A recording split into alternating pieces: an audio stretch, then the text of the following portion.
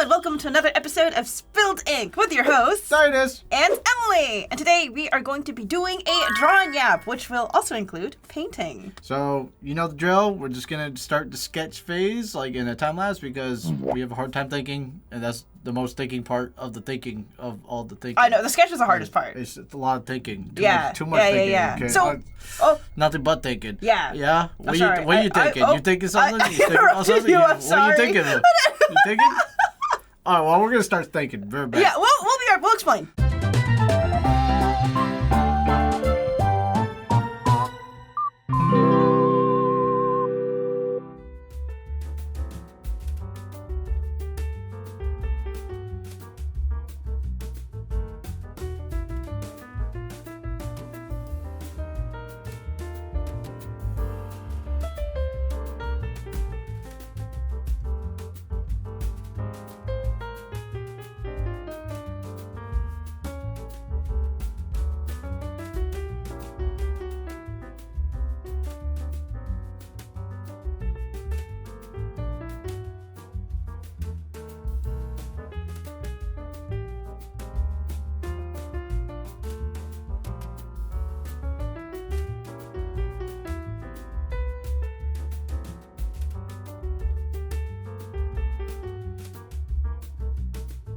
We're back. We're back!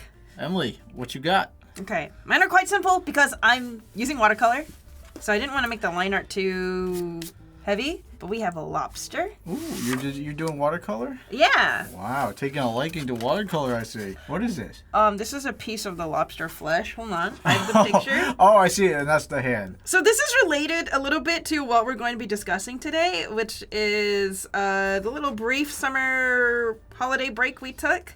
Yeah. We were in Maine recently, and we got to eat a lot of lobster, and this is what I'm painting. Oh, I see. I thought this was a pine cone for some reason. Oh, sorry. It's hard to tell from the light. Because of East Coast, you know? We got a glizzy, which is also... Hold on, let me just show the pictures I'm referencing. Oh my god, I missed a glizzy so bad. Hey, glizzy. We are the glizzy gobblers.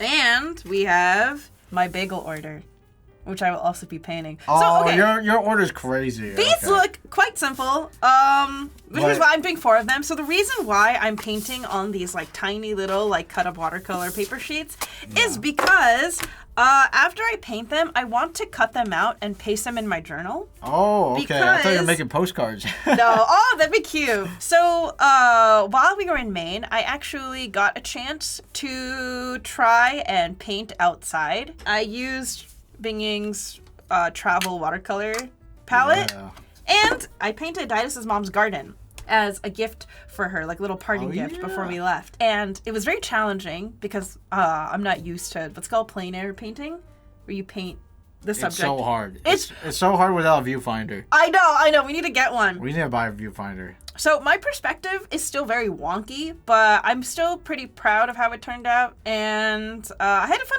time. So I actually kind of want to do watercolor again. Hope you guys aren't sick of the watercolor. Yeah, I also was trying to make a garden painting with Emily for my mom. But it was so windy that day. But yeah, it was windy, and I wasn't very happy with my piece, so I just I tossed it away, and I was like, "Oh, I'm out of time," and then I felt bad, but we had to go. Hey, next time, then you can do a Christmas painting. Yeah, I need to practice the watercolor. You should paint the tree next time we visit for Christmas break. Yeah, I need. Oh yeah. That'd be really cute. Yeah. The cozy vibes. Anyways, I really want to put them in my journal because I don't actually draw very much in my journal. It's mostly reserved for just scrapbooking or like writing really brief thoughts. I should draw more. So I will be putting it in my newest Japan journal. Ooh, very blue. Yeah, so I've been trying to make each journal a different theme. So since this one is mostly summer focused, ooh. This is I put in like my little summery stickers. It's a blue summer. Yeah, and then on the back are stickers I got from Design Festa. Ooh. I like how they look. They're very pretty. Wow. And then the one I just finished recently was my Japan Journal 11. And this one, as you can tell, is strawberry themed. So everything strawberries.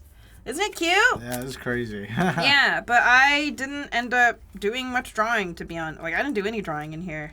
So, I want to change that a little bit. All right. So what did you sketch? So Daidus? I struggled a bit, as you can see in the time lapse, but we got. Whoa, Solara making a comeback. If you guys don't know Solara, you probably missed the episode where it's like drawing OCs is still hard, or drawing original characters is still hard. Oh yeah. We'll have a link in the description if you want to learn more about Solara. But Solara is an OC. She is a mantis shrimp. And she's beautiful and jacked. And there's a lot of information about her in the other video. Yeah. So it's a really fun video. Daidus worked very hard on this fun little presentation he showed. So if you would like to see the conception of Solara, please check out that video. And she is a muscle mommy for sure. So that's why her arm is showing up. She's got a long jacket. And then I am going to do colored ink. Concentrated watercolor. Oh, we're both technically doing watercolor. You're just doing the Omega concentrated version. Yeah, so the reason why I decided I wanted to try this again is because the first time in our colored inks video, I was doing an 80s theme. So I had to make it like a consistent, like one kind of color. So I didn't really get to play around with like the values. I didn't get to play around with the values that much. So this already looks so good. You look like you're done. So the reason why I went so hard in the sketch phase is because I was struggling. So, but what I think, instead of lining this, because my problem with lining is that I'm very bad at the clean style. I feel like I would lose a lot of energy. Especially in the face, I think. Yeah, I don't want to touch the face because I really like the face. I don't want to touch that. So what I'm thinking is I'm just going to color ink over this blue pencil, and hopefully it doesn't smudge. If it does smudge, I think it'll add a cool like hazy effect. I don't know. We'll find out. This is Arch's watercolor paper, cold pressed. We got this at a Michael's in the States. Very nice paper. Yeah, super and nice. Very thick. Super thick. It can hold a lot of water. Look at that. So we ain't messing around here this time around. This bagel order is so funny. All right, let's get started. Woo! Okay. Before we continue, though, I'm really excited about this thing I want to show you guys. So if you remember from our struggling with concentrated watercolors episode from a while back, I talked about the Yon of the Dawn exhibit we went to and my merch haul and everything, and we mentioned that we pre-ordered art prints from the exhibit that could be personalized and signed by Mizuho Kusanagi herself. Woo! Which I still can't believe that was an option. And guess what? They arrived in the mail! Ah! Okay. So first, I want to show the print that I picked. Ready? All right. Wow. Who's that? Oh my Who's God. that? Whose name is that? Look how beautiful. So this came in the frame, and it also came with this little like cut paper border that I think was the same paper border that they used for the actual art piece that they had on display. This is just a print, but it's a very, very high quality print. They get every little detail of the original work in here. It is so stunning and gorgeous. And the signature is right there. Ah! I love how it's personalized, dude. I'm honestly shocked that was something that you could just pre-order at the exhibit. That's take insane. a little bit of. I'm curious about like how many of these Kusanagi-sensei has had to sign, because I feel like I think there's a limit. Oh, you think so? Oh, like limited stock? Probably. Oh man, but I feel very fortunate to have been even just getting to see her original works was insane, but also getting to order an art print with a personalized signature is also just crazy. This is going on the bathroom wall. Oh yeah, we're displaying these in the bathroom, in the manga bathroom. Here's mine. This is the print that Daidus picked. Who's that cool guy right there? He picked one with autumnal colors.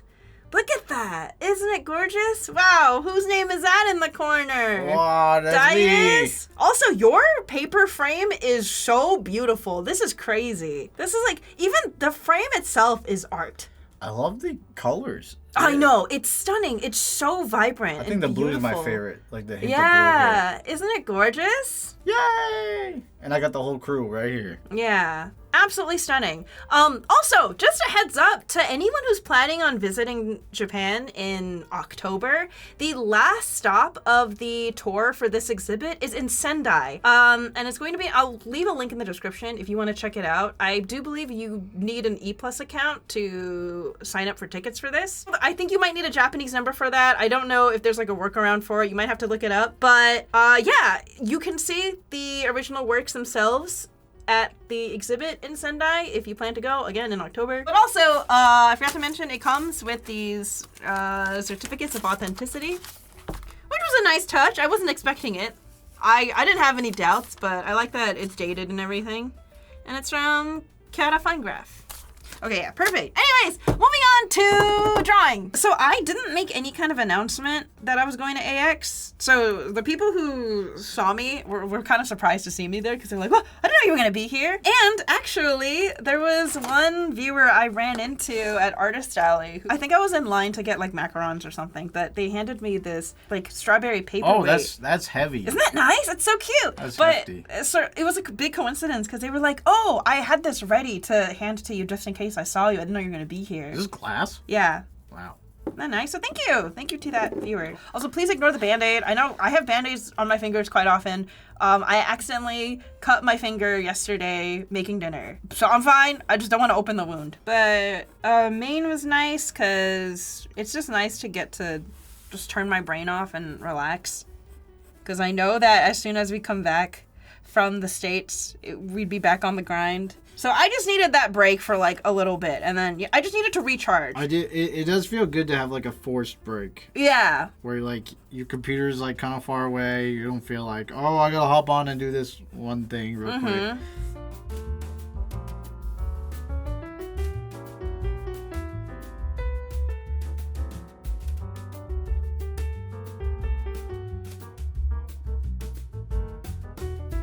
Okay, so do you remember the last drawing app? I mentioned about how like our eyelids work and how you can close your eyelids and you see just like straight up black. Yeah. I just want to mention this again because some people, I've read comments where like people are like, oh, just like me, and there's a lot more people out there than I realize, you know, that have this problem that it's not even a problem. It's not a problem. It's more like a thing I just realized, and like I was like, wait, what the heck? And then when I was reading the comments, I saw a couple mentions of visual snow, and I was like, what the heck, visual snow? That sounds kind of cool. Like I just looked up the term, and I was like, you know what? That does sound like what I have. Like if I stare at a white wall, like it looks like my vision has static, like CRT TV static. Like even when your eyes are open? Even when my eyes are open. What? But like my brain chooses to not pay attention to it, if that makes sense.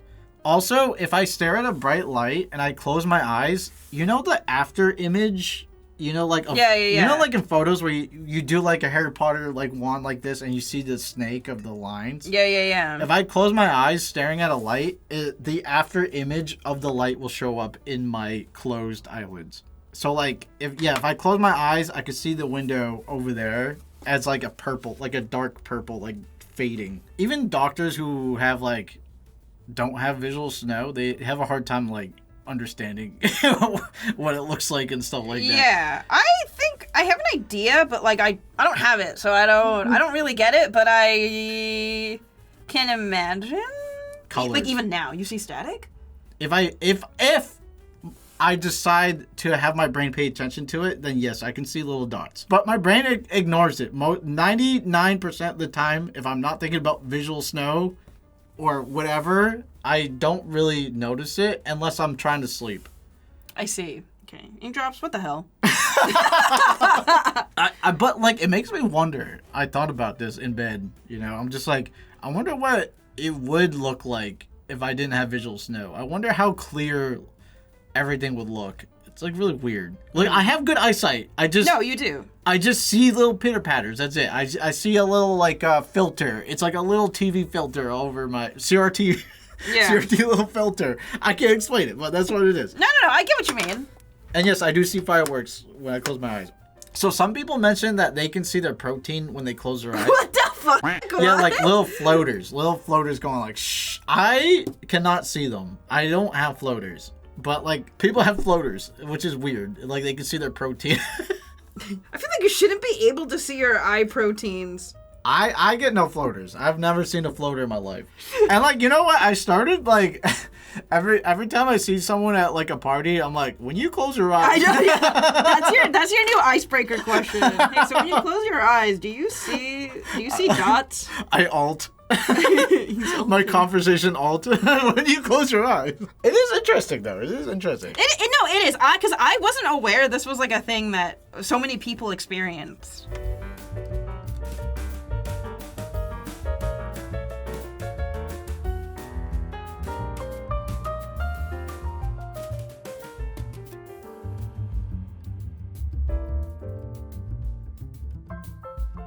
All right, so we are back from the time lapse because I was just trying to figure out how to do colored inks, honestly. I haven't done this in a while. Look at my lobster. That looks really good, actually. Thank you. Need some darks in there. Oh. Just a little bit. Just a little bit. And then I made this skin color sheet, and then this is hard because I think I'm mixing with the pencil, but whatever. Oh, yeah, just go for it. I'm just winging it. That's a part of drawing yaps. We're just experimenting. Yeah. But anyways, moving on to the next topic of conversation, which was implied in our thumbnail, we're going to be talking about horror movies because I recently been, I think, more open to watching horror movies. Either that or it's just been a very good year for horror movies. And I just picked a good year to start jumping into them. Well, that, and also you got pushed by me because I'm like, well, this is only in theaters, so you're going to have to watch it with me. Yeah. And I'm not going to just leave you alone and have you, like, just, at home, doing nothing. So I'm like, come over. This is during our main trip. So I was like, you know what? We might as well just go to the movie theaters. Yeah. Because these films are not coming out till like way later in Japan sometimes. Yeah. A lot of the times if I'm back in the States, I'm like, okay, what movie's playing? Yeah, what can we let's watch it. Okay, Toy Story 5 is out already here. Let's watch it here. Yeah, and right now there seems to be some kind of like renaissance of horror films. And I think two of the biggest horror movies in theaters right now are from new young directors. I think they both had... Isn't that cool? Yeah, one of them... The guy who made Obsession, he's like a comedy skit creator or something. And so young. Yeah, and the guy who made Backrooms is apparently like the youngest director to have like a box office hit for like a horror movie. Which is crazy because having watched Backrooms, I would have never guessed that was like his first like big film project. Until like it started, you see the articles appear like, young, this guy is very young. Check it out. Yeah, this is his breakout like directorial. It reminds me project. of Aragon. Or Aragon, you know that book? The dragon book? They were like, it's made by a 14-year-old. Was that even good? No, I don't know. Not trashing on a 14-year-old's book or anything. I know, but I have, the Scholastic book fairs where they're like, you can choose one free book to read. I miss the Scholastic book fair. I wish... Yeah, so this is like, I was like, similar age, and I was just like, wow, this guy's 14, what am I doing with my life? I remember reading... I was like young. Well, forget Aragon, we're talking about horror movies. Yeah, anyways, back... No side tangent, forget Aragon, who cares about Aragon? I can't help a side tangent. Oh yeah, Backrooms, just like Aragon. Alright, so Backrooms. Yes. We're on Backrooms, right? We're on Backrooms. Okay, just for... What about Hokum? There's Hokum too. Wait, okay. There was Hokum. Disclaimer. Really quick disclaimer, I forgot to mention, while discussing like horror movies in general, we are going to be talking about some of the newer releases that we watched. So if you want to avoid all spoilers, maybe skip this section. Yeah. Because we're not going to go too hard, but we will spoil some things. Yeah, and when I was watching these movies, I went in completely blind, and I think as a result, I had a much better experience because I didn't have any expectations. Right. So if you haven't seen these movies, I recommend watching them without listening to this segment. Yeah, but if you have seen them, hey, join the discussion, I guess. You always gotta go blind. I always go blind. You know what? I even stopped watching trailers. I'm just like, I'm just gonna go blind. I hate watching animated trailers because for whatever reason, they always give away the entire plot. No, that's really every trailer. Why do they do that? Every trailer that exists, really, nowadays. Yeah, or they show, the most exciting scenes. Yeah. But then they blow it all in, one trailer. I hate when they show the jump scare, and I'm like, okay, so I'm waiting for that part. Oh, do they do that for? Oh, they do for horror trip. They do. Even or I remember there was like an It. You remember It? You know, I've never Stephen seen King? It, but yes. But there's a trailer where it's like they show like some of the jump scares. I was like, okay, so where's the naked lady, the naked grandma? When's she gonna show up? She shows up, and I'm like, oh yeah, the trailer. From the trailer. Oh yeah. Well, you know, I stopped watching them now. I'm like, I'm good. Yeah, it's just always a better experience when you go in like with no expectations or spoilers. Anyways, spoiler disclaimer over. We're now going to be talking about horror movies. Before we went on vacation, we actually watched the movie Hokum, which is another new horror movie. We watched that at Sydney and Garnt's place. And that one is actually done by the same person who I think directed Oddity, which was another horror movie that I watched with Sydney last year. And I actually really liked it. Yeah, it's fun. It's a fun little movie. Yeah, I liked it, I think because it kind of also had a plot that was kind of like a murder mystery plot. Both Oddity and Hokum kind of had that in common. Yeah. Where there is like a paranormal element, but there's also like a murder mystery. Right. So that it kind of keeps you guessing. I've mentioned this in the past, I think, but one of the reasons why I personally am not a huge fan of horror movies is because I personally don't like gratuitous gore. Mm-hmm. And you don't like jump scares. If they're done well, then I don't mind them. But I don't like when the whole movie is me anticipating a jump scare every 5 minutes. I'm not into that. I am. I don't mind it. Personally, I don't mind it. I mean, I don't care for it, but I'm just like, oh, okay, we're doing that. Okay, let's do it. I need the jump scares to be, like, utilized, like, more thoughtfully, I think. That makes me sound like such a snob. Oh, what a cheap jump scare. But yeah, I really enjoyed Hokum. Hokum also had a bunch of jump scares, but I think for Hokum, the stuff that, like, stressed me out was the chase scene with the witch. Oh, yeah. And he had to draw the chalk circle. He had to draw a sea bear circle. Yeah, like you mentioned from SpongeBob. From SpongeBob. One of the things I really liked about Backrooms, and again, this is like the main selling point of Backrooms, first of all, is the set design. Oh, yeah, it's so good. The atmosphere. It's so good. Let me just preface by saying that I am not super familiar with Backrooms lore because I don't read creepypastas. Me neither. I don't engage with that side of the internet. So Backrooms to me was like, the most I knew about it was like, oh, it's like that liminal space kind of like unsettling horror that people really like, where it's very atmospheric and I think we had the same amount of knowledge. Yeah. Going into it, we knew it was like 90s aesthetic, empty, like little freaky looking. So area. just letting you guys all know, I cannot attest to the actual accuracy, like lore accuracy of the movie. I'm assuming it's pretty accurate because I haven't heard otherwise on with online discussion about this movie, but I think that just goes to show it's an enjoyable movie even if you are not aware of the original lore. Yeah, it's just the premise itself really is just so entertaining. It's like it's already good. So everyone has like, I mean, at least if you're old enough, everyone has that kind of like place where they're like, oh yeah, that felt like the back room. Yeah, like it feels like a distant memory. Oh my god, okay, wait, side note. When you think of like a liminal space or just like a creepy space that you can't remember very well, what's the first thing to come to mind? Because I know exactly what comes to mind for me. Motels. Oh. Yeah, motels really do it for me.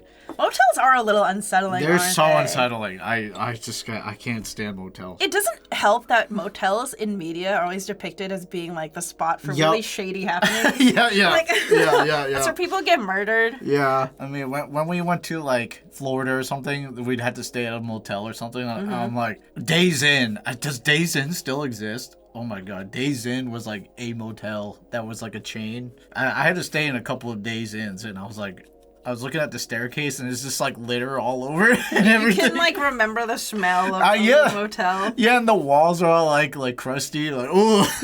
I think for me, when I think of like a memory, if there's like a space I can think of that would materialize in my own personal back rooms, it would be this like the old church I grew up in. Oh god. When I was a kid. Yeah, that sounds. It was really old. It was wooden. Okay, I remember behind the actual like congregation room, there were wooden stairs that led to this wooden hallway with a bunch of different rooms. Yeah. I wish I could find a picture of it because I don't remember the name of the actual church building, but I remember distinctly as a kid, the lights were always off in this hallway. I don't even know if there was a light switch, but when you It was like a hallway where you would have different like classrooms, basically. And for the most part, they would be empty. Right. Because my dad's congregation was typically very small, so we never utilized that hallway.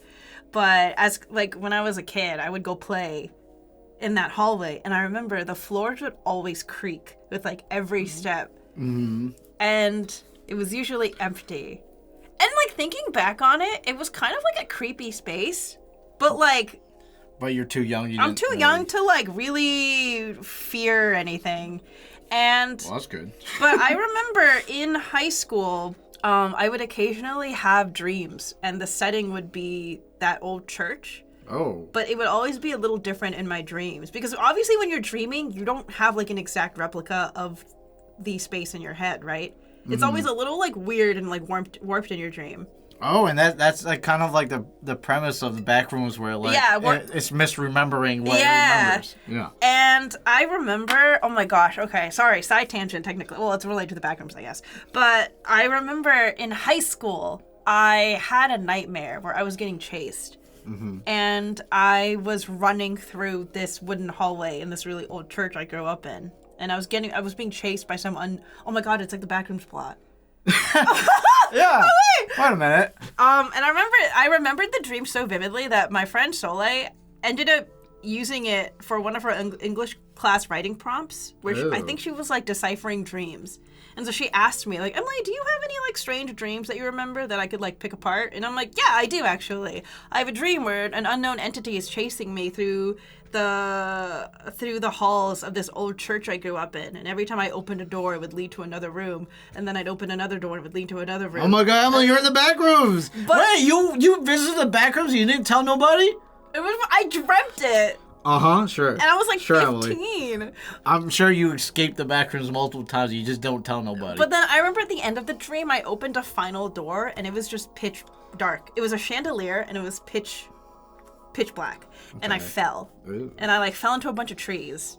And then I don't remember what happened next. I think I woke up. But I remember the way Soleil deciphered the dream was very interesting. I think she like took the lens of like this is you kind of trying to escape like some kind of religious repression. Whoa, that's deep. It was very deep. Which honestly makes sense. Okay, I know it might be a little bit off topic, but do you think like dreams always have to connect to something in your mind?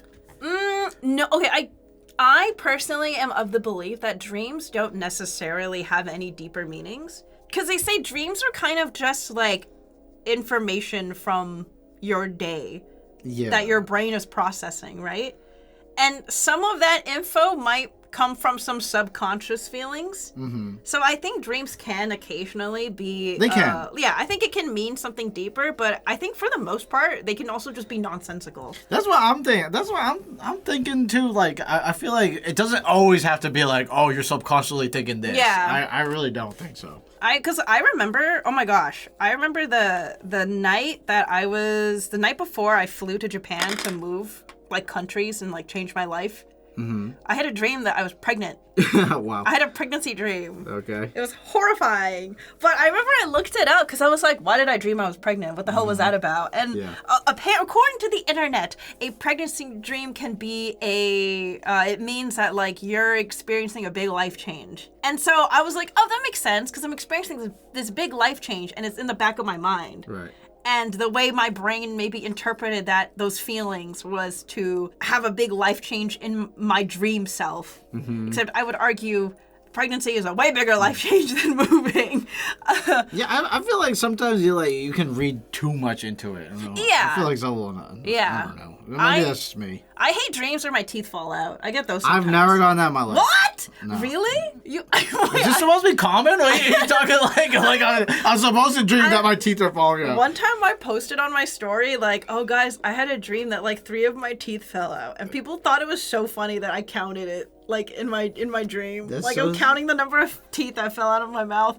It's so specific. Anyways, oh my gosh, I can't believe I technically had a Backrooms nightmare back in high school. You didn't have a nightmare, Emily. You were there. But like, see, that's the thing. I think that's what makes the Backrooms as a concept so appealing to people because everyone has some kind of memory that they could connect to the back rooms. It feels so familiar, yet like alien at the same time. It's such a good premise. It is, and that's why people, how people will take pictures of like spaces that look kind of weird, and they'll be like, "Hey guys, like look at this liminal space." I think that's how the whole meme started. Is that someone found they thought it was a hotel, the original picture of the back room. They thought it was a hotel picture, but in reality, it was someone was in the middle of construction of a house, and he took a progress picture. I think from what I remember, it was construction of a furniture store, and I think that's why the setting in the movie is a furniture store. Okay. Yeah, but also like. Furniture store is perfect for the back room. Exactly. It's like, especially it's a failing furniture store. It's gotten to the point now where, like, if ever since we watched the back rooms, anytime we pass by any building that looks a little, like, unsettling, we're like, back rooms.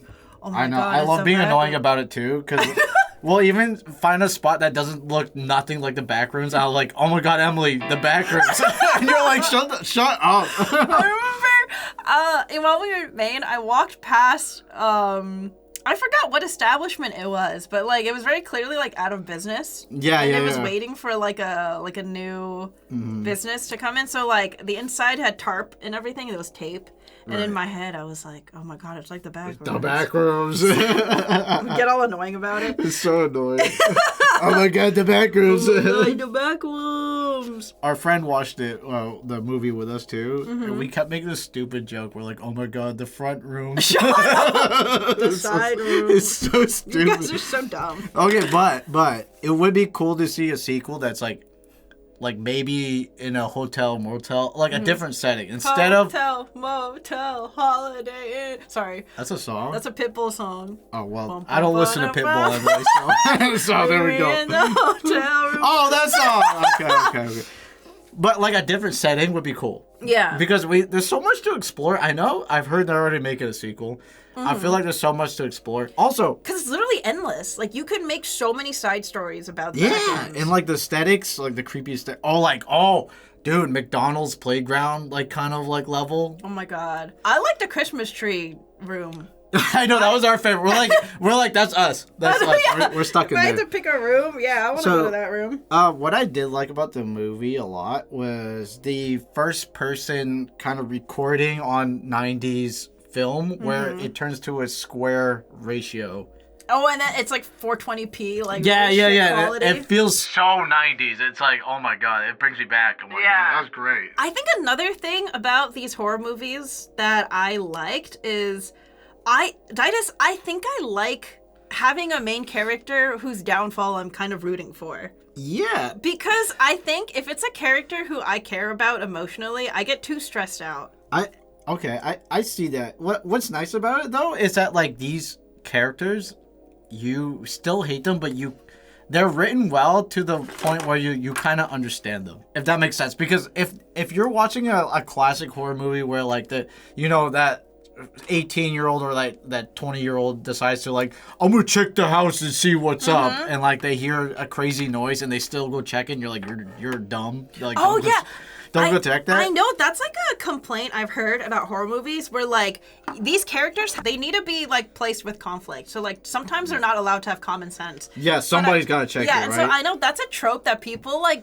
make fun of a lot, where it's like you'll have a character who just does something dumb because that's the only way they can get put in this situation, in this horror movie situation. Exactly. Which is why I kind of like when they make the character's personality match their stupid decisions, if that makes sense. Yes. So I guess in Clark's case, I remember while we were watching the back rooms, there's a scene where he recruits his employees to go into the back rooms with him to help him record footage. And I remember I was sitting there and I was like, why on earth would he do something so reckless? Like, he knows that there's some entity that is capable of killing you. Why on earth would you endanger your employees like this just for you to prove a point to your therapist? Why would you do that?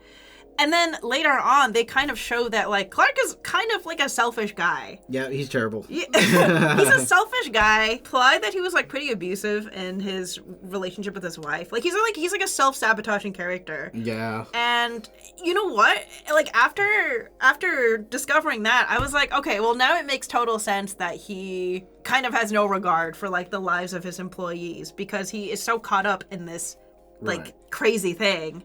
Wasn't there even a part where they're like, do you want to change? He's like, no. No, exactly. Yeah, like, later. He's like, nah. I'm pretty sure it's implied he, like, ate Cat because her head is in the fridge. And he's like, you can eat them. But she's not a still life, so he might have just eaten human flesh. I don't know if that was, like, confirmed or not. But, like, it's clear that he does not care that much about what happened after the fact. Yeah, he's selfish.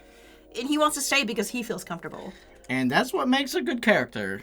In a similar vein, if we're talking about, like, characters whose downfall I'm rooting for, Bear from Obsession. I remember, as you guys, if you've seen the movie, Bear is, like, his biggest flaw is that he is a massive coward. Oh my god, he's aggravating to watch. I know. I remember it's one of those movies where, like, you're kind of like you're yelling at the screen. We were watching. We were watching with our friends on the couch, and, like, every decision after the willow is broken, we're like, "What? What are you doing?" No, we're literally like, "This guy sucks.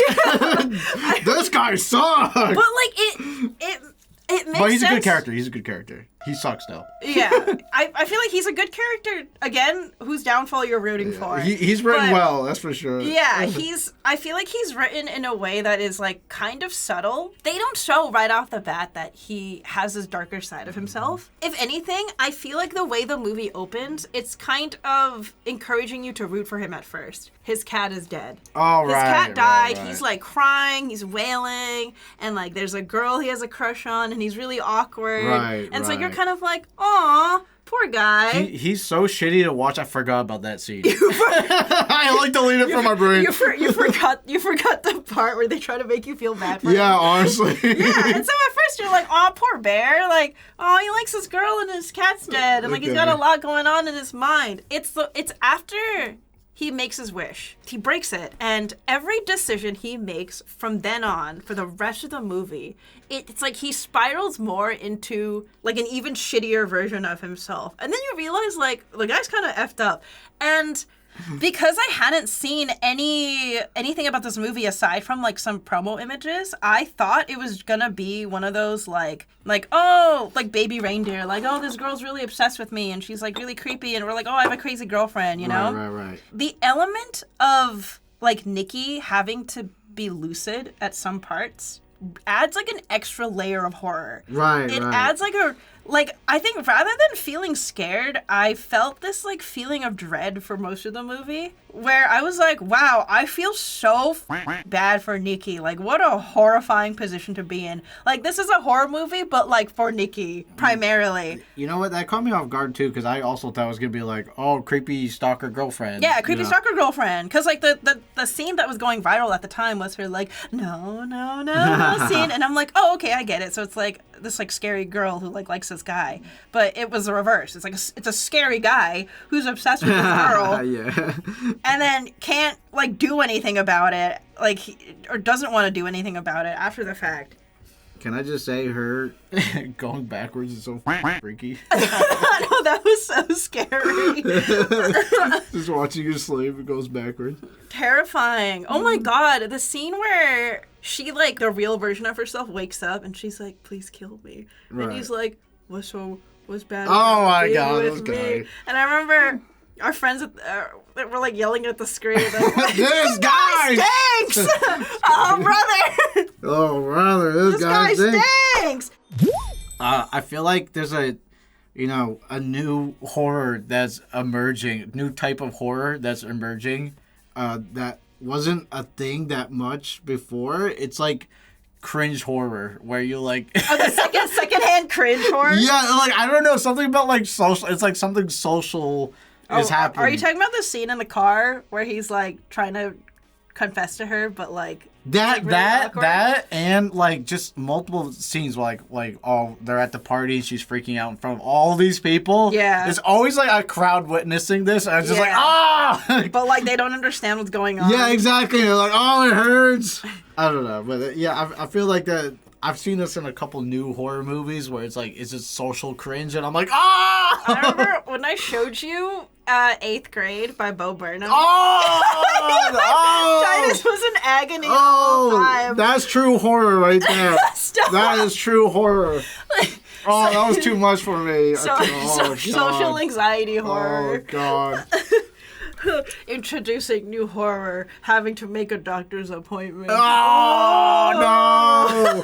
Don't make that happen, please. Let's leave that in the new horror movie concept. Accidentally saying "you too" when the flight attendant says "have a good flight." No!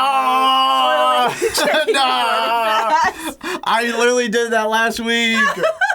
And I tried to salvage it, and it just didn't work.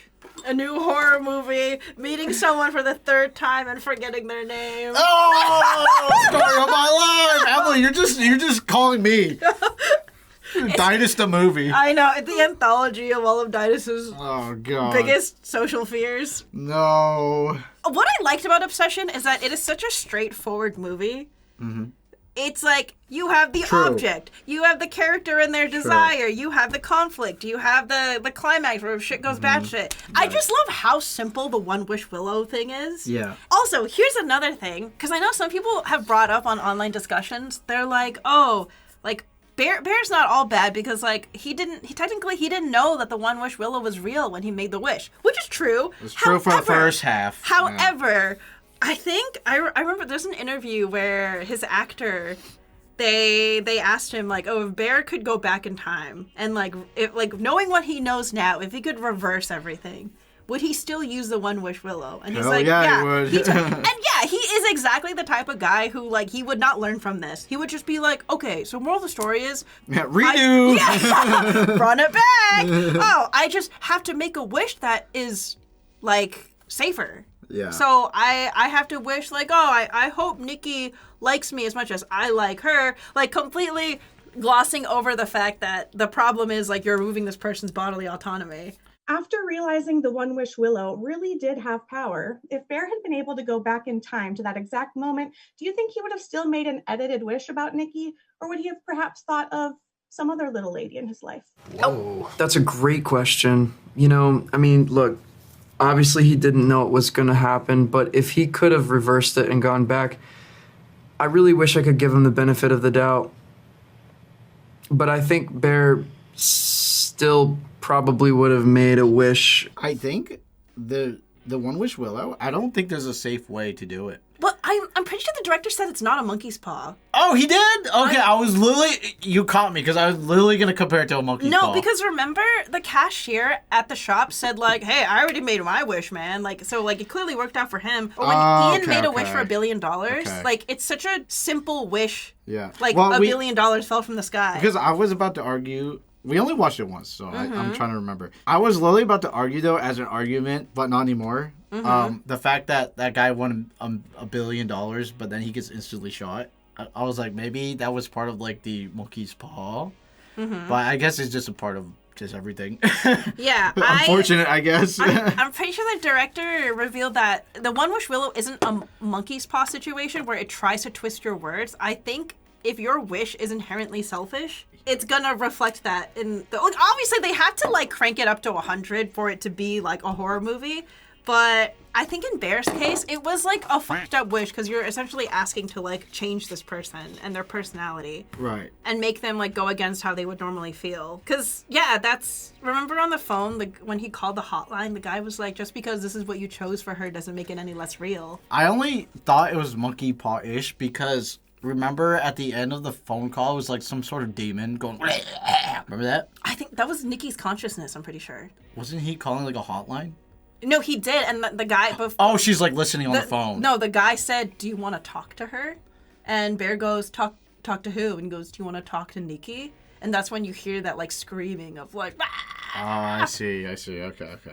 Yeah, I'm pretty sure that was like her like real Nikki's subconscious, because she's like literally in agony. Yeah, I enjoyed it. It was scary. I wouldn't say scary, but I would say disturbing imagery. Okay, I also want to say the actors did a phenomenal job.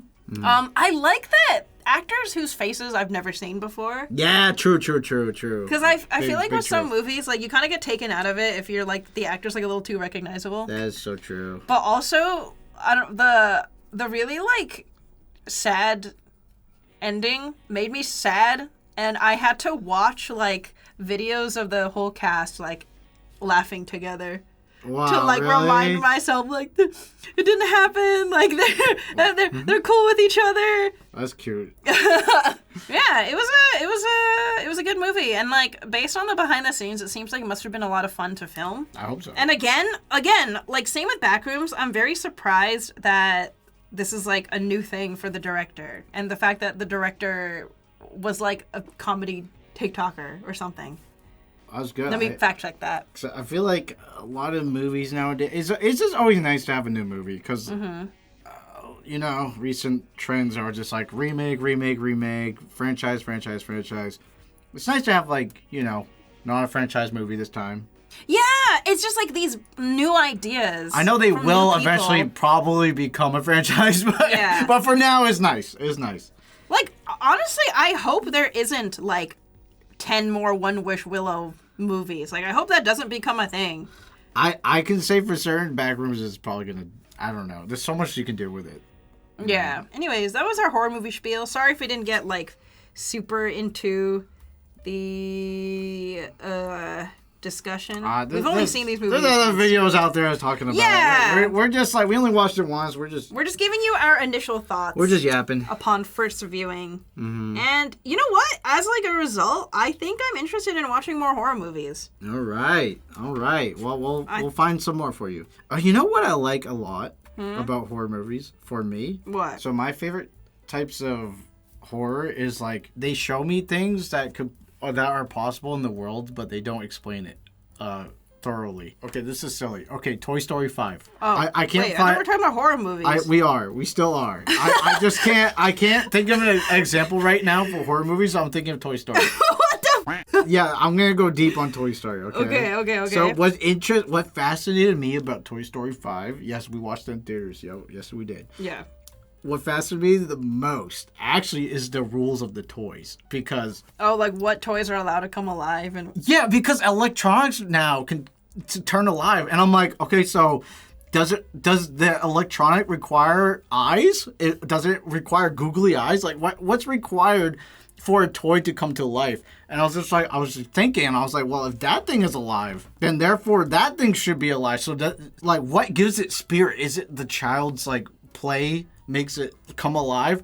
But then again, I was like, this person's a teenager. They're probably not using that phone. See, I thought, like, oh, maybe a child has to play with you to come alive. But then I thought back to that one antique doll from Toy Story 4, and her main conflict was no one's ever played with her, and she wanted to know what that felt like. True. So clearly a kid playing with a toy is not what activates the toy spirit. Right, and then those Buzz Lightyears at the beginning of the movie. There's like a million of them. Oh, yeah, and they haven't been They haven't been played ever. They're literally fresh out of the factory, and they can move and everything. And I'm like, what are the rules on this? And it's just, I know it's just a kids movie. Like, I shouldn't care, but like You're that's, like overthinking the logistics of Toy Story universe. But that's what makes it fascinating for me. Like when I'm connected to a horror movie, if there's a rule that's being shown, or like something that could happen in the movie that is happening, and I can kind of like theorize my own rules, if that makes sense. Like the One Wish Willow, I'm like, okay, what are the rules? How What does are this the work? rules? Like if I were to invent rules, I'm like, what are the true rules of this One Wish Willow? Yeah. Well, I think with movies like this, where there's some magical element, I think you need some suspension of disbelief. Yeah, no, of course you do, but I think that's what makes it fun for me. Yeah. But yeah, I would. You know what? Anyone who wants to make what makes a toy come alive in Toy Story, like a whole 40-minute analysis. I would Yeah, love that. because, like, you know the skunk mobile that. That's right. Yeah, rides. okay. The RC, the green RC from the first movie is alive. Yeah, it's literally alive. But then the skunkmobile in the fourth movie is dead. It's not moving. It's like a vehicle. I'm like, what? It has eyes though. Wait, what if it is alive though? Because it kind of moves on its own to like pick Bo Peep up. Does it? I know it's a remote control. They use a remote in the fourth one. And also, okay, one more thing about Toy Story 5. Sorry, I know we were talking about horror movies, but all of a sudden it's triggering my mind. Yo, okay, hold up. The Buzz Lightyear's fresh out of the factory, right? Mm-hmm. In Toy Story 5, they see a human, a security guard, and they instantly drop dead, frozen. And then one of them goes, I don't know what happened. Like, our bodies just froze and we just became statues. Mm-hmm. And then they're like, let's just avoid humans from now on. So that made me thinking. I was like, okay, so I thought they chose to be frozen. No, I think they do, but I think toys. Okay, if I had to theorize, I think toys instinctually. I think they have the instinct of dropping dead every time a human is around. I think that's just hardwired into every toy, but they can fight against it and choose to move even in the presence of a human. I think they can do that because they did that in Toy Story 1 with Sid. That's why I was gonna bring back Sid because they started moving. Mm-hmm. Like literally all the Freakazoid toys from underneath his bed all decided to start moving and scare Sid. Be like, whoa, we're coming to get you. And then so that means they can move near humans. But also, I think I'm gonna go into film theory. Put my film theory hat on. Put on my Mad Pat jacket. I can't wait for someone to just make an analysis video about like what makes a toy come alive. I think new toys. Well, I don't even. Fresh off the factory, Emily. Fresh off the factory. I don't know. I want to say I don't know. I don't think it's that deep, obviously. Obviously. Because I actually don't know if it's instinct because Woody every time has to be like, guys, Andy's coming, freeze. If they could automatically freeze, he wouldn't have to like remind everyone to get into their places, you know? And sometimes they freeze way before they even get caught. And I'm like, bro, just move like a little bit, like take 5 more steps and then freeze. Like, why are you freezing right off the bat? But like even Forky had to kind of be like told to like freeze. Oh, like, really? I don't think. I don't remember that, but if that's true, I don't think Forky had the instinct to freeze. But because he was like jiggling around. That's what it comes down to. Okay, see, then another layer just added because you remind me of Forky. Forky is a fork. You put eyes on him, he's alive. Well, I think it's because she played with him. But you said in your original thesis that child does not make them come alive. Buzz Lightyear is fresh off the factory. The robots made him. What if in the factory, you know how toys all get play tested? Yeah. What if the play test is what makes them alive? But play testing to kids? Or do you think adults like try to play with them? I think adults could. How old do you have to be? There's so many rules. Toy Story 6, they should explain every rule. But like by that logic, if a kid played with like, is the pen alive? Bro, hold up. No, hold that thought. Remember the tablets? Yeah. There's a frog. A frog was on the tablet. It was a case, I think. It was a case. It was a case? I think it was No, it was part of it. It was like Leapfrog. Oh, it's called like Lily Pad. It was right. Lily Pad. It was part of it, yeah. right?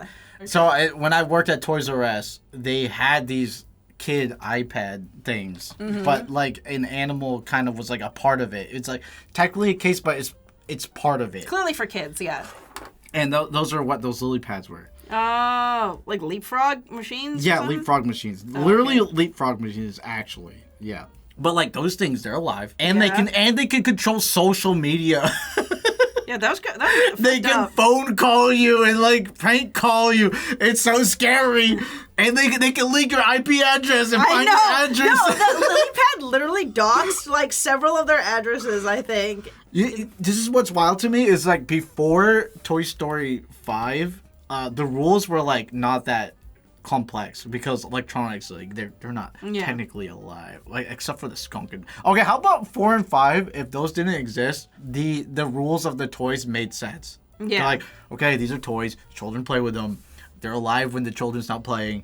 That's it. But now we're introducing all these RC skunks, tablets. I know it's just a movie, but it still bothers me. Toy Story 5 definitely was like the least good one out of all 5. I needed Toy more Story Woody. movies. I needed more Woody. I love my boy Woody. We But need more Woody. I do have a soft spot for Jessie, but I feel like this was the most unnecessary Toy Story movie. You could argue even the 4th one was unnecessary, but the 4th one was still a lot of fun. 4 was so funny. Toy Story 5, I'm gonna be honest, it just made me sad. It made me kind of sad. Oh, especially because the it's too scenes- real? It's a little too real, where Bonnie is like peer pressured into like conforming with the other kids to get her own lily Yeah, that's pad true, and like that's kind of join in. Like that made me sad. I was like, oh my god, this is someone's reality right now. That's so true. And they have to live a life where they have to like conform to like, Yeah, having digital extra screen world. time. Yeah. I'm like, damn, that is so sad. Like, I know my career is on the internet, but like, I don't know. I remember someone mentioned like the 2000s. The tech we had in the 2000s was the most we needed to progress to, and then after that, it's just too much. Right. Oh man. Oh, spilled ink. Well, it's not even showing on the camera. Spilled ink. All right, get a napkin. You're doing this like beautiful, fully rendered ink piece, and I'm just painting lobsters. They look so yummy though. So, you know what was missing from Toy Story 5 that I just realized as I was going upstairs and we are talking about horror movies at the same time? Yes. What's missing is the horror element of Toy Story. Think about it. Toy Story 1 had Sid's Sid. room. Toy Story 2 had the Prospector. and the Cheetos. Oh, and the Redditor, the Reddit mod. Yes. And, yeah, and like trying to like, not step on his Cheetos and stuff like that. Yeah. The third one had the crazy baby, the scary baby. What like scary on the moonlight. baby? It was like this big baby that acts as a bodyguard. And she's Well, it's and like the also moonlight. Lotso as a character was Lotso scary. too, right? And the preschool. And the monkey, the monkey. Oh, yeah! Right? And then the fourth one had the antique store. doll and the ventriloquist doll. Yeah, I love those guys. 5? There's no Where's my horror? Where's Oh my horror? We've come full circle back to the horror talk. That's what I'm saying. Okay, I see. That's see. You're why cooking, you're 5 cooking, is you're the cooking. worst Toy Story to me. I would argue the real horror is the screen time scene where all the kids in the neighborhood. True. Yeah, they're going for social horror. I get it. the Social new age horror, social horror.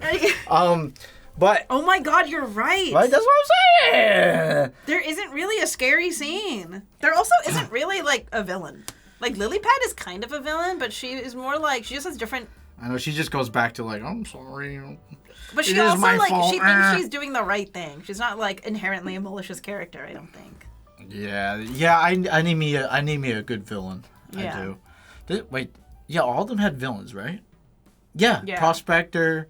Sid is kind of a villain. Well, Buzz Lightyear. Kind of. He was totally a villain. He like mutilated all those toys. Also, can I just say, in Toy Story 5, they did my boy Buzz so dirty. What'd they do? Every scene, he's just like, I'm gonna marry Jessie, and he nothing else. It's just every dialogue that came out of his mouth besides fighting with Woody, which I loved. He needs to fight with Woody more often. He's just like, can't wait to marry Jessie. And he always picked like the worst goddamn Yeah. moment to try to propose. They're about to get isekai'd by a truck, and he's like, "Wait, Jesse."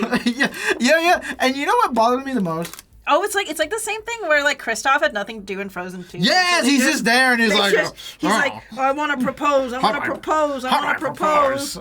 Ugh.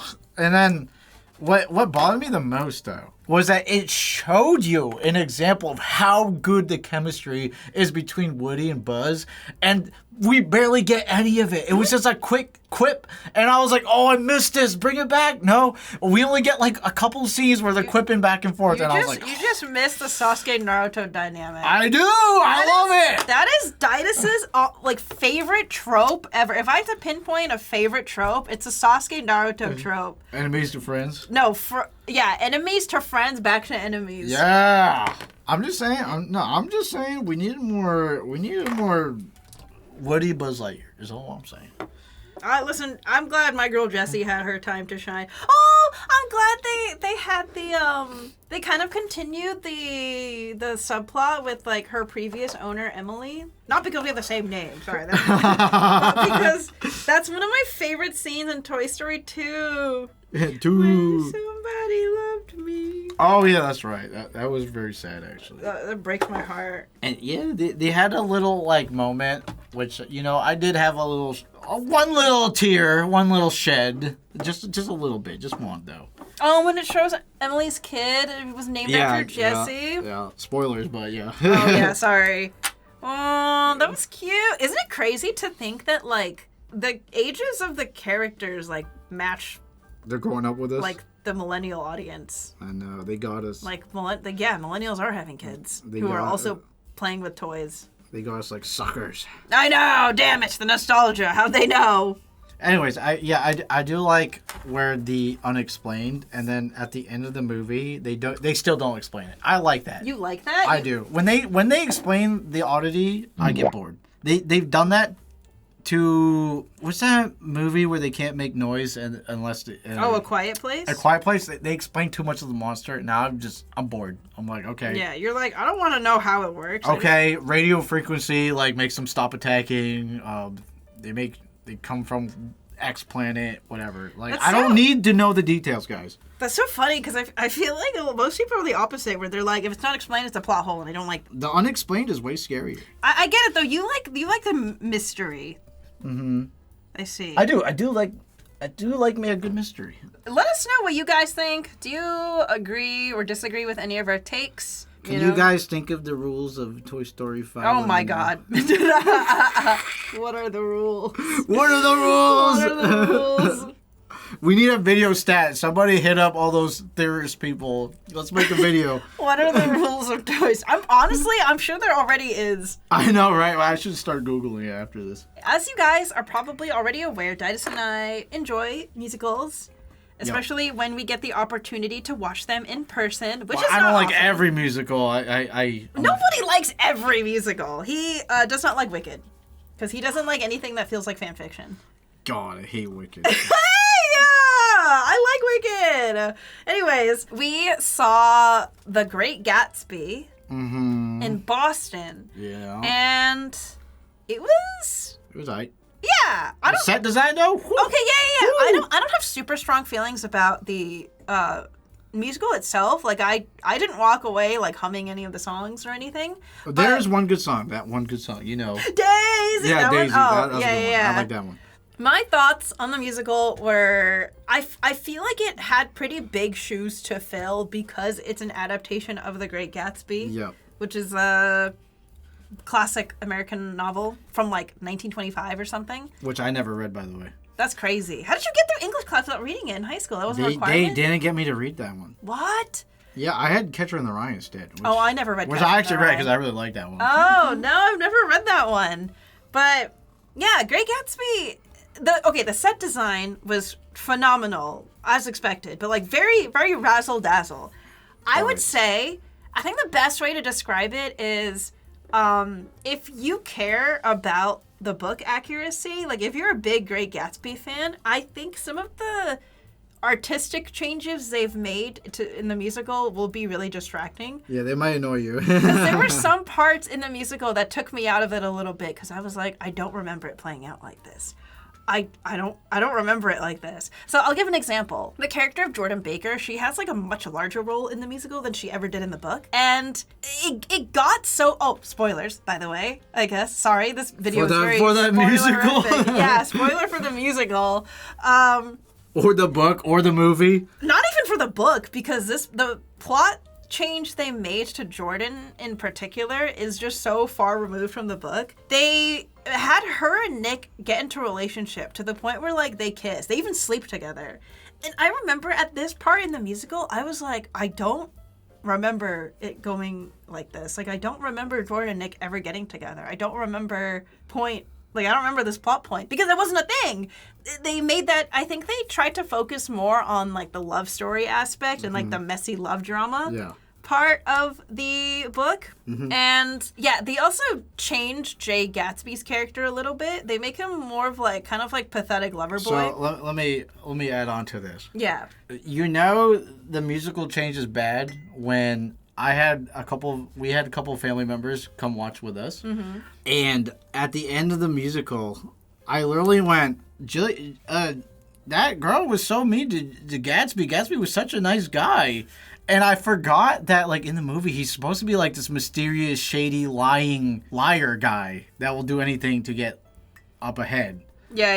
And do all these shady stuff. But in the musical, he's just some dope that's just like, oh, my Daisy, I hope Daisy likes me. Yeah. And they barely show that he's, like, shady. He's like, they made him look so good. I was just like, oh, he's a good guy. But then, like, they're like, no, I read the book, and he's not supposed to be like that. And I was like, oh, that's right. Yeah. Because I did watch the movie. With Leonardo DiCaprio? And I remember specifically. You were like, I remember Jay Gatsby having a lot more aura in the movie. What happened to his aura in the musical? And I know they had to make some changes because the musical could only be so long, and there's a lot of stuff. And the musical also takes a more like comedic approach too. Yeah, very, very musically. Yeah. Which is like, I know some people had a problem with that. I didn't really, because I understand that like you want to make the musical entertaining for as wide of an audience as you possibly can. Yeah, they're gonna try and make it funny. They're gonna want to make the love drama more like theatrical, I guess. So it is like, it's a good time if you have like family in town and you wanna watch a new musical. If you want the old razzle dazzle, little show stopping number, I would recommend it. But otherwise, like, it was fine.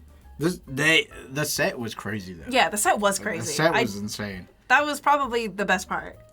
And they had some tap dancing in there. I'm a big fan of tap dancing. I like tap dancing. Yeah. What happened? Oh my god, yeah, there was another change with Myrtle, too. Anyways, I'm not gonna get into, like, every change that I noticed, but it was a little distracting. So, I feel like this is most suited for if you literally don't remember anything from the book from English class. It has to be English class, huh? That's when everyone was exposed to it. But actually, you know what was the most distracting part about The Great Gatsby musical for me? The most distracting part was the guy who played Tom Buchanan. His voice sounded so familiar to me. Yeah. I was like, who's singing? Like, why have I heard this voice before? Why does he sound and look so familiar? Anyways, I looked at the cast list. I looked at the little, like, the pamphlet they hand out, and it was, the guy playing him was Will Branner, who played Max Jaegerman in Nerdy Prudes Must Die. You did from make me Team Star Kid. You did make me watch that, and when I was watching the Great Gatsby musical, I was like, this guy sounds familiar. Yeah, he sounded... Okay, for those who don't know, Team Star Kid is like a theater group. I think they're based in Los Angeles, but they're known for having done like pretty, like really funny like parody musicals and like other original musicals. I think they like... Their most popular one, the one that like made them go viral, I think was like their Harry Potter parody musical, which I have not seen because I don't really care about Harry Potter. I know, I'm sorry, it wasn't part of my childhood, but I'm just kidding. I like Lord of the Rings more. But they did a musical parody telling like if Jafar was a misunderstood villain, and it was called Twisted, which was supposed to be kind of a reference to Wicked, because Wicked is about how Elphaba was like a misunderstood villain. Anyways, as you guys can expect, Daidus was not really a fan of Daidus was not a big fan of Twisted. No. Because he was like, this feels like fan fiction. And I'm like, well, yeah, it is, technically. And he's like, I don't like it. I don't like fan fiction. I don't like fan fiction. I'm a fan fiction hater. And right now, I'm having Daidus watch a musical that they came out with last year called Cinderella's Castle. And this one is inspired. It's a retelling of Cinderella, except with like a 80s dark fantasy twist to it. Okay. So they have like puppets, and then the narrator is kind of reminiscent of that like eyelinered up like David Bowie type. Yeah, we're like 30 minutes in. Yeah, I really like it so far. I will say I really like it. It makes me feel like Baldur's Gate, which I like. So that's all I can say. Reminds me of Baldur's Gate. Right. But yeah, I highly recommend checking out Team Star Kid, if you're not familiar with it already. I personally really like Nerdy Prudes Must Die. Mm-hmm. And so far, I'm really liking Cinderella's Castle. We still have to finish it. Okay. And I'm also a big fan of their a VHS Christmas Carol, I think it's called. Okay. Where it was a Christmas Carol, but in the setting of the 80s. All right. So all the songs are 80s inspired, and then it takes place in the 80s. Well, you could tell Emily's more of a fan than me. I'm just casual. I'm just like, okay, Yeah. I'll give it a watch. I guess. I just subject him to the various videos that interest me. Anyways, that was a side tangent, which leads into our next topic of conversation, which is after the musical, we were looking to get dinner with your family and family friends. Just happened to be during World Cup. Yeah, and so every restaurant ever was busy as hell. Yeah, it's the middle of Boston, and it was harder than we thought because originally our plan was just to go to the food court, and apparently that's where they're showing the game on the TVs in the food court. In the food court, I thought it'd be like in like Buffalo Wild Wings or something. No, it's in the food court, and I was like, okay. I just want to say the whole vacation, Daidus was clowning on me because every like place we wanted to eat at, I was like, "Oh, should I make a reservation?" And he was like, "You and your reservations. Why are you so obsessed with reservations?" I wasn't clowning on you. It's more like. And guess what? When we were, your family was getting so stressed out trying to find a place to eat, and I turned to you and I was like, "See, this is why I make reservations." Listen. There's a reason why I don't like reservations, okay? I like it when Emily does reservations. I don't like it when I do. Because it feels like I'm just waiting for that reservation the whole time. Or like I like to do things impromptu. His favorite phrase is, "I'll play it by ear." Exactly. I like to play by ear. If I'm out and about in the city, I'm like, "You want to do this? Let's go." I understand doing that when you're by yourself, but I feel like what stresses me out is you'll have like friends visit and like you don't have a plan of like where to take them to eat. You're just like, "Well, we'll just see what's open." Well, that's the thing, my and friends. This is Japan, where you need a reservation for like everything. My friends are just like me. They're just like, okay, what we're doing? I don't know. Well, let's go here. All right. No, if I have a friend coming over, I'm like, okay, we're gonna eat here at 6:30. Here's the menu. Plan what you're gonna order. Here's what I'm gonna order. I love having a reservation. I just love being able to. It feels like a fast pass. For me, it feels like I'm restricted. Like, okay, we can't do that for an hour because we have to go here in an hour. Like, exactly on that time that you reserve. I think that's your ADHD stress. 100%. But I think that's the ADHD 100%, but this is why I don't like reservations. Just because I'm like, well, what if we're doing this and it takes like 2 more extra hours? Then we're locked in on this and we're going to be late for the reservation. Which makes more stress because you're going to be late for it. When in reality, most of the time, the restaurant is probably, they have a seat open. You just have, worst case scenario, you wait like 20 minutes for your seat. No, that's gambling.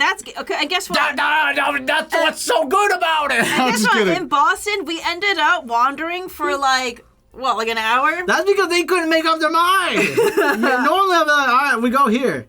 Let's go. Not my fault. Yeah, if you're in a group with people who are indecisive, you need a reservation. So, okay, yeah, the indecisiveness, it is pretty bad. What, with your family? No, just in general. Oh. The worst is like you know how like I'm like, oh, play by ear? Mm-hmm. Oh, you know what's the worst? You always need like one person that will be like, okay, let's do it. Because it's like, what do you want to do? I don't know. What do you want to do? I don't know. And then it's like, you want to go here? I'm okay with whatever. Okay, what about here? I'm okay with whatever. And then the other person will be like, I guess so. I hate that. I hate it when it's like a whole group of people with that mindset. Yeah, they're all like, I'll do what you're doing. But it's Yeah. like, if everyone's that, then you're going to do nothing. You're like, okay. No, I get it though, because you know what that is? What? Nobody wants to be the one to like suggest something that everyone ends up hating. No one wants to be So liable true. for that. Right. No one wants the responsibility of like, oh, damn it, Emily picked a shit place. True. Why did we let Emily pick the restaurant? Right. Which never happens because I always pick good places, by the way. You do the research. But I get it. It's no one wants to take responsibility, but that also gets so annoying. That might be it. And guess what? The place we did end up going to, forgot about my appetizer like 3 times. And then when I did get it, it was mid, but it's fine. You know, it was a busy day. It is what it is. You just lost the gamble, Emily. That's all. Ah! But yeah, anyone out there like me that don't like reservations, let me know. Or are you like me and you feel more secure with the reservation and also Secure. knowing what you're going to eat 3 days in advance? I just don't like being locked in, okay? I don't want to be locked in. All right, guys. We are going to do a time lapse. And because I got to think. And be right back.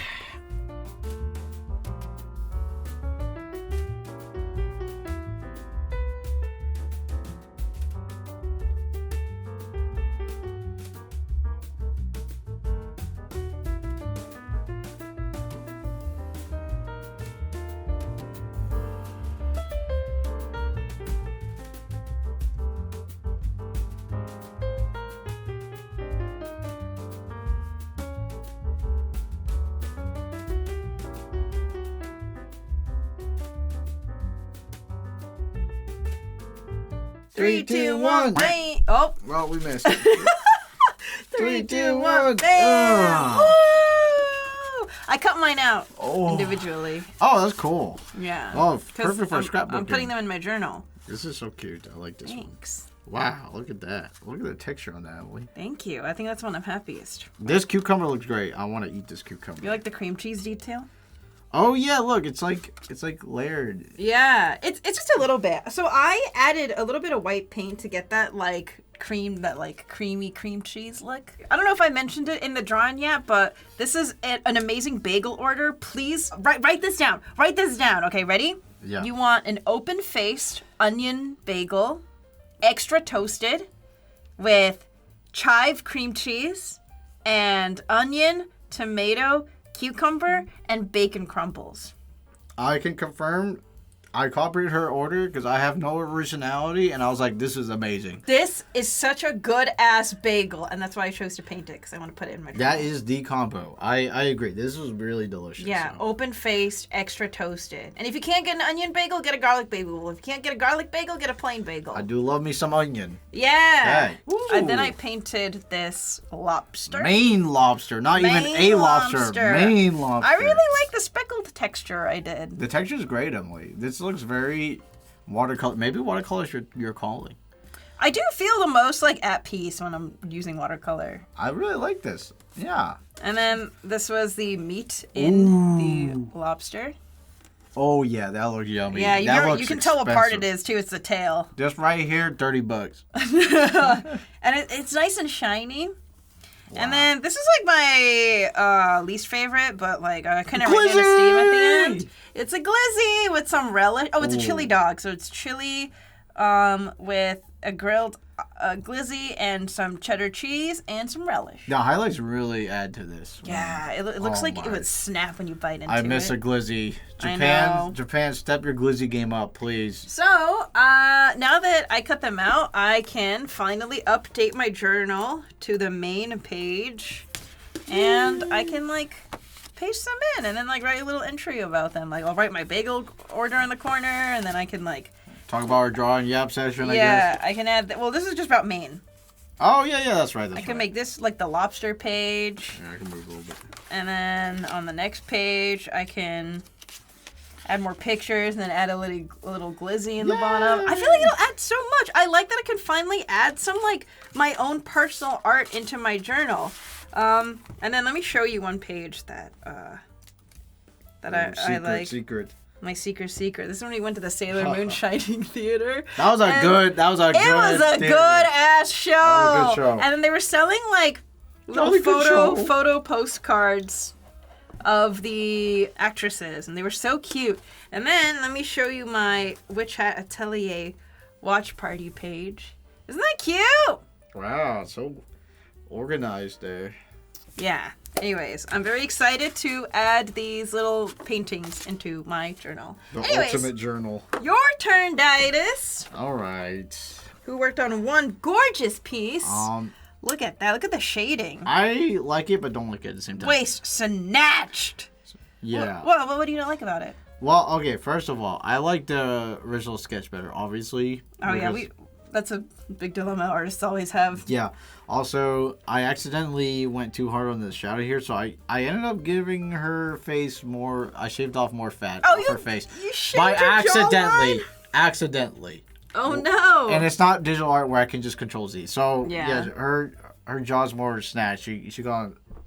Yeah, unfortunate. Yeah, because I she really got that liked buckle her. fat removal. I like the original face, and also these things be my first time in all. Well, I guess second time, but more like first time experimenting. Pretty difficult. Yeah. The amount of water changes the amount. I don't know. It's like so much water to make it lighter, and then like one drop can do so much damage. Damage? It's just very finicky and very like Requires a lot of control, I think. and a lot of color mixing I had to do. And even with color mixing, I would run out of that color after I mixed it. I'm like, where to go? And then I don't know. It was hard for me. I love the muscle shading, though. That looks fantastic. Yeah. I mean, anyways, I like it, but don't like it. So there we go. Okay, I thought it turned out good. Well, there it is, Solara. Check Solara! out that episode if you haven't watched already about Solara. How she was born. She's supposed to have pink hair behind here, but it was hard to make pink with the things I had. All right, those were our pieces. I'm quite happy with how they all turned out. I think yours turned out beautiful as well. I also have a problem with like over highlighting. I feel like I don't like the highlight tool. A lot of people like highlighting. I feel like highlighting, I can ruin it by just doing it too much. It's really hard. I don't think you went too ham on the highlights. I Looks don't know. good. All right, whatever. Yeah. Hello, it's Daidus, and I'm now on the computer. And welcome to Daidus is gonna critique his work on the Clip Studio Paint, so you guys learn something, or more like I want to fix it because it bothers me, and my art eyes can tell it's really off, especially the eyes. But as you can see, you know, when I flip it, I can already tell it's off. Like the spacing of the eyes, the lighting here. You flip it, it looks a little wonky, right? But if you look at the original sketch, it looks fire, dude. I really like the original sketch. I know it's a shame I have to ruin it with my abhorrent coloring, but whatever. You know, if you flip it, it still looks good. You know, if I were to liquefy this, I mean, it would probably just do that or something. I mean, I'm doing this live, so I can't make it super precise, but like at the end of the day, for physical media, this is fire, right? And also right here, I attempted off camera after I finished with this. This is where you guys left off. I tried to salvage it. I attempted to salvage it, and it was too hard to salvage. I'm gonna be real. Like, you flip it, it still looks a little bit off, but she lost a lot of personality. She looks sleepy now, like instead of like fierce or something like that. The head shape is a little wonky. Honestly, liquefying is so ridiculous. I could just do infinite amount of fixes.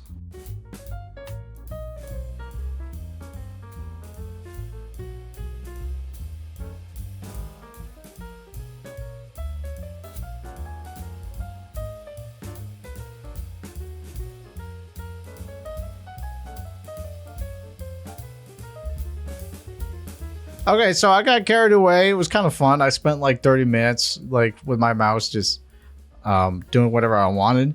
But while I did that, I learned quite a lot of things, you know? Like, first of all, I think, here's the original. I think what I did was that when I added the makeup, it like extended the eyes. Also, you can see the line art here. I went red over the line art, so it increased her facial size. But also, if you look at the lighting, look how much the lighting could change an entire face. So if I were to do this, look how much that changed the face.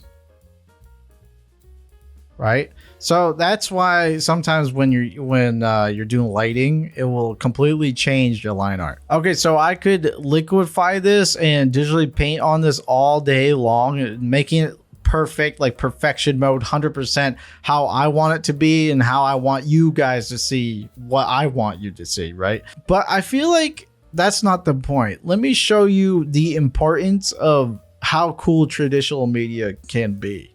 Let's pretend that I spent multiple hours on this. I made this like perfection, exactly what I wanted. Let's pretend you're my fan. You don't have to be my fan, but let's pretend you're my fan, okay? And I gave you the choice. A printed copy of this that I digitally altered or just like digitally painted, or I gave you the choice of picking the original piece. Okay? Think about long and hard. Which one would you pick? And chances are you're probably going to pick the original because one, there's only one copy of this in the world that you can smell the paint coming out of this picture. You can see the brush strokes. You can see where I messed up. You can see me altering whatever. You can see me adding white highlights and all that jazz. You could see the whiteout, right? You could see everything. You can see the sketch underneath. Okay. And there's only one of this. And also there's a story to this. There's a story. The story is I don't like this piece. So that makes it even more enticing that you want this original, like there's only one piece. I could scan this and print this out 2,000 times. And at that point, you'd probably just pick this one because then it's the same value. But if I were to give you this warped original piece where like the paper is clearly like coming off the ground here, you would probably pick the original. And that's what's so cool about traditional media, guys. It's like it's much harder and easier to mess up. And I wish I could just one shot it. Like I wish I could just do this physically. And that's why, that's what Spilled Ink is for, is like training. So I mess up less. So when I do traditional media, I don't have to feel like poo poo, right? And that's what's fun about traditional media. So thank you so much. I hope you guys learned something.